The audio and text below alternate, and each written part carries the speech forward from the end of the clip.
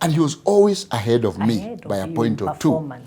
And therefore, when we got now to selecting the A-level, my mind was, if I select Alliance and he selects Alliance will take one person. He will definitely get that position. He will definitely get that one, and I will go to a provincial school. My view is, when you have somebody who is young and growing, the best advice to them is be the best at everything you do now. You can be. So that when you grow older, the world will be at your fingertips to choose. I then passed my O-levels, as we call them then, and now it was time to go to A-level. A-levels. And my next big decision crisis came. You know, when you're young, you have this kind of thing that consume you, and they're so minor, they really don't matter. At that point, the big issue was you need to select a school now for A-level. Yes. I knew I was material for national school. Yes. At that point, because remember there was district schools, provincial school, yes, and national schools. There were 3 categories. There were 3 categories. Yes. And I knew I needed to go to a national school. And the choice for me then was Mangu High School or Alliance High School. So they were both national schools. They were both national, yes, and they were the most famous. Yes. But now there were some dynamics, and these dynamics were that traditionally in our school, Alliance picked one student from Nyeri High School, yes, traditionally, yes, and Mangu picked one student. And now my cousin was always brighter than me. He had, in primary school, we had come from 2 different primary schools, yes, but next to each other. And the way it was is because he was Catholic, he was going to the Catholic primary school. Yes. And I was Protestant, I was going to the Protestant primary school. School. But they were just around the, the same area. The same area, yeah. So he passed, he got 36, I got 32. And we both ended up in Nyeri High School. And he was always ahead of me by a point or two. And therefore, when we got now to selecting the A-level, my mind was, if I select Alliance and he selects Alliance will take one person. He will definitely get that position. He will definitely get that one, and I will go to a provincial school.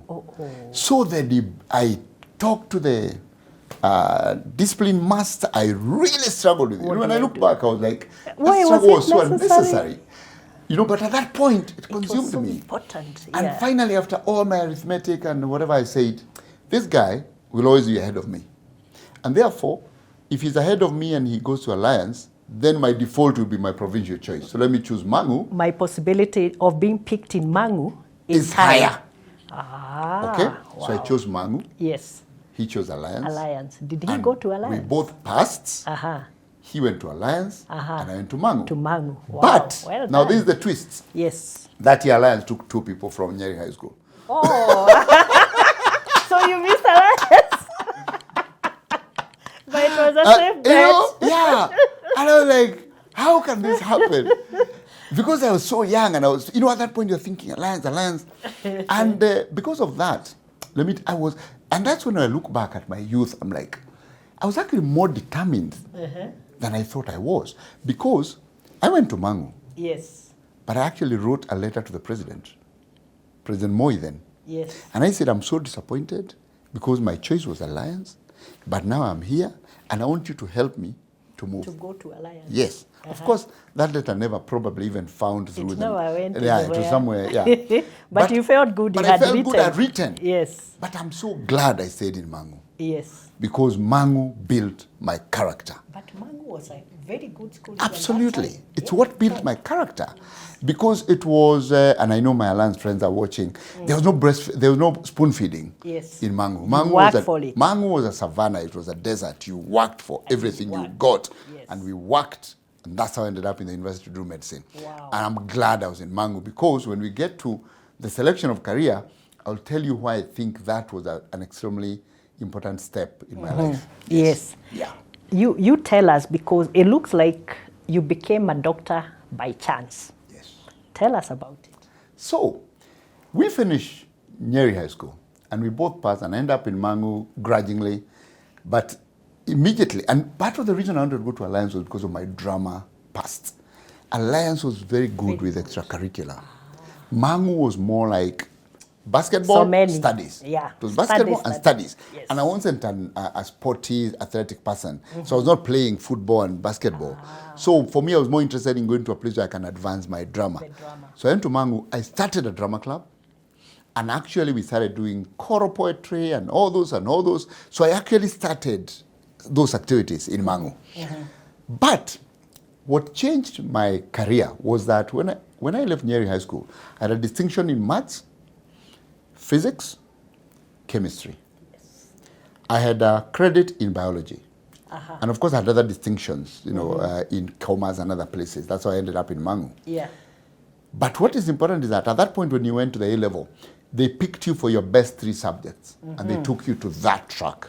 You are in that stream. Remember MPC, Yes. MBC, and all those things. So your best was MPC. MPC. So I went to maths, physics, chemistry. Yes. And I settled in, and we started our studies. And then one day, our student, dean of students or master, student master, walked into class, called Mr. Chibuka. Yes. And he said, if I call your name, follow me. So he called names, and mine was Your there. name was there. Yeah. And we stood up, said, just follow me. We followed him, and he took us to another class and said, so there's your new class. And that class was maths, biology, chemistry. What? That was it. Why did they move you? No, it was just because the pass rate for physics was very high that year. Okay, but the pass rate for biology was lower. So there were not enough students in the biology class, but there were a lot of students in They had physics. more So students in the MPC than so they they were could rebalancing. So because those of us, therefore, I realized I had actually done relatively well in biology nationally. That's why you are picked why I for was the MPC. For the MBC. So that's why I became a doctor. Wow. So I do not know whether that would have happened if I'd gone to Alliance. Yes. I have no idea. So maybe, and at that point, if you are in the maths, physics, chemistry, it was straightforward. You went to architecture, engineering, and if you are in the biology class, you went to human medicine, vet medicine, dentistry. So that was a turning point for my life. Now you look like you are someone who likes protesting sometimes. So when you are told now this is your new class, how did you react? Did you feel like you wanted to protest, or you just sat down and said, as you say, master? What did you do? Zero protesting, because I didn't know the difference. At that point there was no career guidance. You just sat in class. I just sat in you class. Are okay. My biggest dream was, now I'm in high school. I'm in a national school. That's it. Even if they had taken me to a geography class, I could probably just have proceeded. At that point, did you know what an MPC, maths, physics, chemistry stream, where it takes you? Did you know where the maths, biology, chemistry stream takes you? Was it important to you at that point? I probably knew, but I didn't care. Okay. It was not important. It was not like important. in high school, you'll pass, you go to university. Yes. You see, when you're coming from a village, Yes. every positive step is a celebration. Yes. Yeah. So however it happens. You don't as long as you're moving forward. Yes. You see, because at that point you're just moving. Now I'm in a high school. Wow. One of the top schools. In top school. Now I'm going to go to university. Who cares when I go to university to do BCom, medicine, architecture? You're going to university. So long as I get there. So long as I get there. So there's no reason to protest. Yes. Yeah. There's a question we are fond of asking our young kids and relatives, and what do you want to do when you grow up? You just comment about that. We ask them even when they're in primary school. Like, I'm supposed to have a dream when I'm in standard 7. What I my dream career, yes. Yeah. I tell us something about that. My view is, when you have somebody who is young and growing, yes, the best advice to them is be the best at everything you do that now. You can be.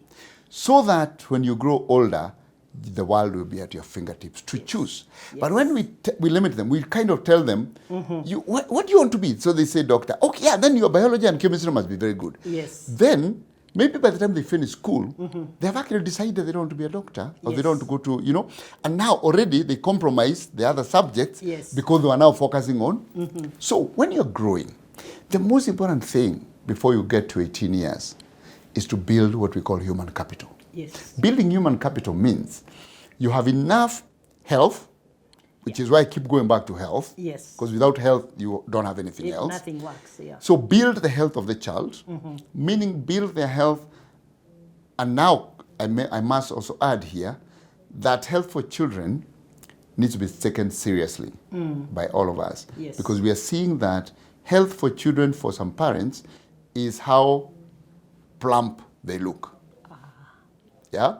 And if you look like you're losing weight, then, hey, things are terrible, you are not eating you're not eating well. well. Are you okay? Are you you okay? sick? And we are seeing childhood obesity rising. Yes. Young children who are obese. Yes.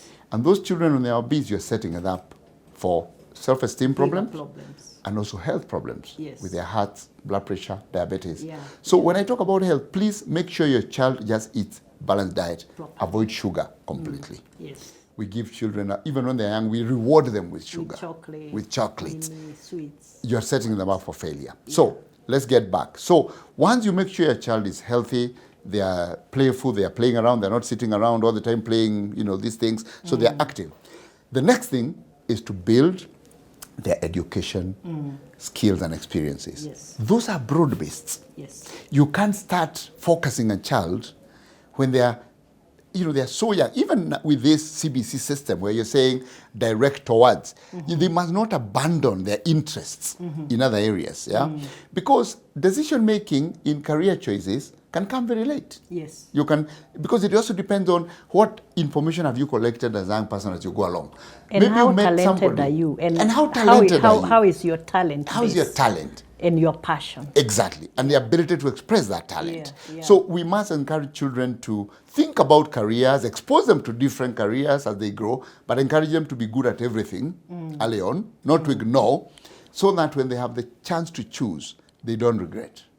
That's my feeling. I have seen cases where parents literally box their kids, and this happens at all levels, including university, and the kid is told, you must become a lawyer. Exactly. You must become a doctor. Yeah. You must become an engineer.